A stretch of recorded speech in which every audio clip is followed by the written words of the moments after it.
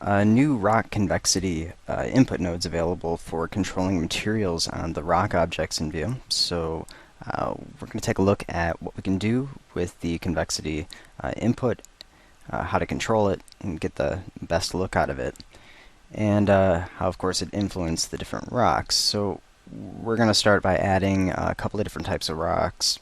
I'm going to go ahead and right click on the rock icon, and I'm going to load in basic rock. And then I'm going to load in from faceted. Go ahead and use the desert rock.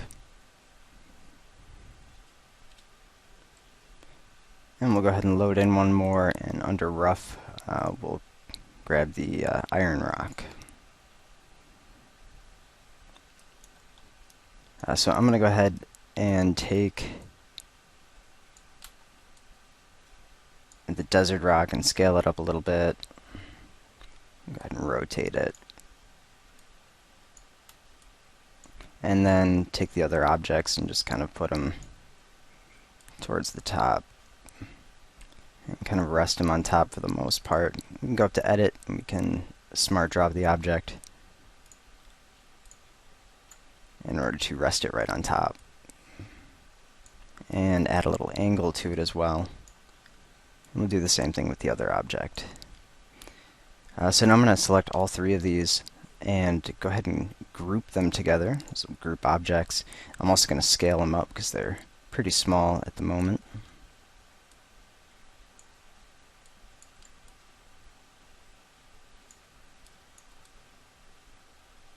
And I'm going to go ahead up to the aspect tab where the material is, right click, and I'm going to assign the material to all of them just so we can right click and reset the material. And this way we can work with one material and take a look at the effects of it on all three of the rock objects, because they do have different convexity information.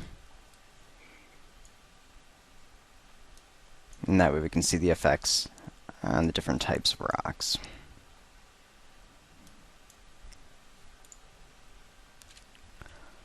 And now with the object selected in the group, we're going to right click on the aspect tab to edit the material. You can also, you should be able to control click on that in order to open the advanced material editor. If we go to the color in alpha, because we reset it, it's going to give us a black and white gradient for the color production. What I want to do is load in one of the color maps I've prepared for this. And this is located in the project content directory under color maps. And you can also browse the file. And then within the project content directory for included with the training, go to color maps and select the wavelength. So what we're going to do is edit the function. You can right click on the preview, go to edit function, or control click on that preview. And we're going to right click and add in an input node. So first clicking to get kind of this red outlined box, right click, input node, and on the bottom we have a rock convexity. So we can just grab this link and connect it to the rock convexity. And we're not going to be able to see the results of this within the function editor or within the material editor.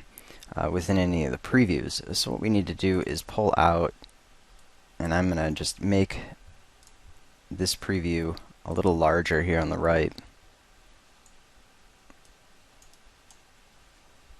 And that way we can pay attention to that. Now the convexity node in the output it produces is kind of small. We can go in and there's only really one feature or one control of this, and that's the account for larger features, which is going to pick the definition of the rock you want. The higher we raise this number up, the more we're going to see a higher contrast around the edges of the rock. And then as we bring it lower, we'll start to see some of the smaller features. Now we do need to adjust this output in order to reduce the amount of time we have to spend modifying the color map and kind of pushing together the points of the color map to fit within this range. So the best thing to do is just take the filter in between the color map and the rock convexity and change it over to multiply. Works pretty well. And what we can do is multiply this by about 5. And then we can start to see more of the full range of the color map. And now as I adjust the account for larger features, we can see more of what's being controlled by this setting. So I'm going to set the account for larger features to about 0.7, and we'll take a look at a quick render of that.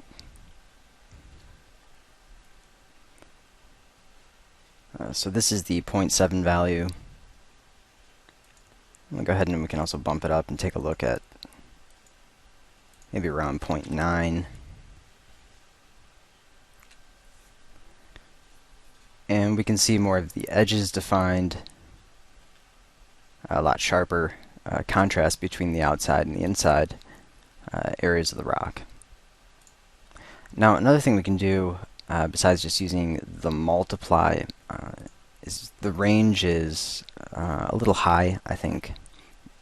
Right now we're really not seeing too much of the lower end of the color map. So just selecting the link between the multiply and the color map, I'm going to add another filter and set it to offset. And what we can do is start to lower, so going below 0, we can pull that down, and then we'll start to see more of the full range. About negative 0.5 will give us almost a full range of the color map. And I'm going to change the convexity, 0.7, and then we can just start to see the red showing up right around the edges, and then kind of an overall blue, which is the lower point of the map. Not completely the lowest, but more towards the bottom. So you can see how we can just kind of adjust that and figure out exactly which areas of the color map we want to use.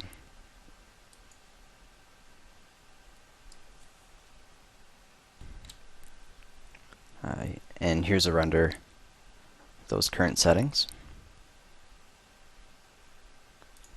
So what we could also do, another solution and filter that will work well for this, is just using a brightness and contrast filter. So instead of using both the multiply and the offset, we can also use brightness and contrast. We can go ahead and take our contrast and increase that about 5, and then we can adjust the brightness value, which acts basically as the offset.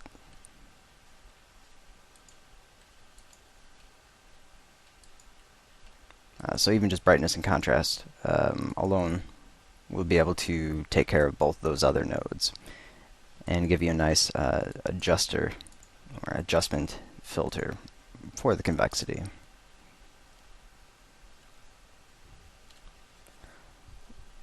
With the higher contrast values, we do have a little clipping or a range that's outside of 1 or -1, which will just create a solid color for larger portions of the evaluated area. So one thing you can do is edit the color map. So right click, go to edit map, and you can change the clamping mode to mirror. And you really should only need to do the upper, but you can do both just to make sure that it's fully covered. And it'll start to revert back to the other area of the map. So really depending on the look you're going for, if you want the highest point of the map to be, say, a brighter value and not go lower, then you wouldn't want to use the mirror. But you can get some pretty interesting effects by mirroring the color and allowing the color map to basically start to repeat itself when you get to values beyond 1 and below -1.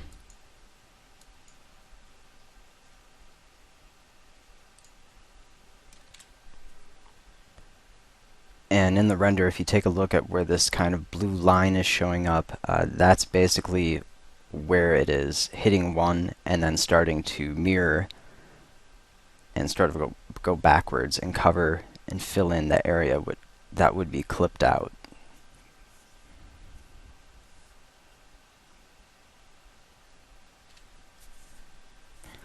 So now let's go ahead and take a look at how we can modify some of the existing materials and improve them with the convexity information. So what I'm going to do is just take this material, just with the group selected, and I'm going to load in or replace the material.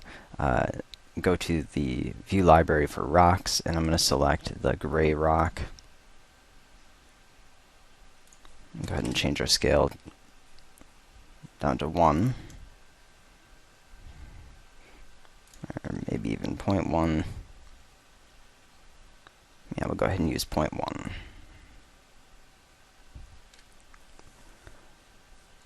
And we'll go in and edit the color production.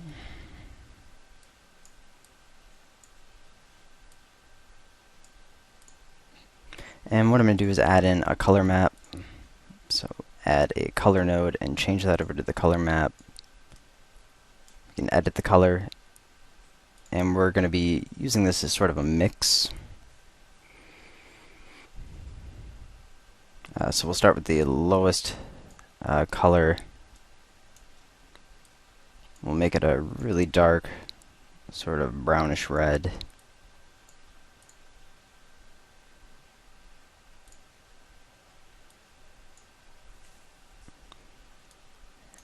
And actually I'll go in about 0.5 into the color map and create sort of a tan color. So just increasing the saturation just a little. And we'll right click, add input node, go to the convexity. I'm going to change the count larger features to 0.7, connect that to the color map, and then within the link add in the brightness and contrast filter. Change brightness to 0, contrast to 5. And then the color link going out, what we're going to do is add a blender node, or combiner node, set to blender. And our first input's already added to that linear interpolation, and I'm going to take the other input and connect it to this color map. And right now it's just set to a blend, so if we just want to take a look at that color map with the convexity, that's what it looks like by itself. What we can also do is multiply. So if we want to darken up the inside of the material, we can just multiply it. Or if we want to lighten up just the edges, we can just add. Of course, in this case, we wouldn't want to go beyond 0.5 too much, and it is a good idea to have the original color to be darker if we're going to be adding to it. And I think I'm just going to keep it kind of a blend, and just kind of blend those together. We can take a look at the render for that. Another way we could use the convexity info is to control the alpha material layers. So if we just go ahead and replace this material again with, we'll start with a lighter color. We'll use the gray rock again. Go to edit the material, we can add a new layer, and I'm going to select from rocks again and use the red-brown rock. And I'm going to set the alpha boost to 0, and that way it's showing the entire material. Right now it's overlapping the other one completely. We can go to edit the alpha production and add the convexity input node. Add our filter for the brightness and contrast, connect that to the convexity, and then the alpha to the brightness and contrast output. And then we can just go ahead and set the brightness and contrast values to mix these with how we want them to kind of blend over. And then we can choose whether or not to blend them with the smaller features or a little larger, just by adjusting the account for larger features.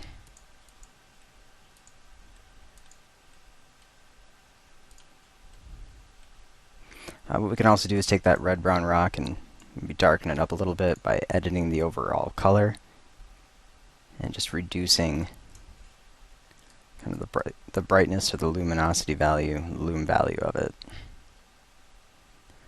So basically, anything that can be controlled with a numeric value within the material, you can use the convexity info to modify and distribute the material. Rock convexity will only work on the rock objects.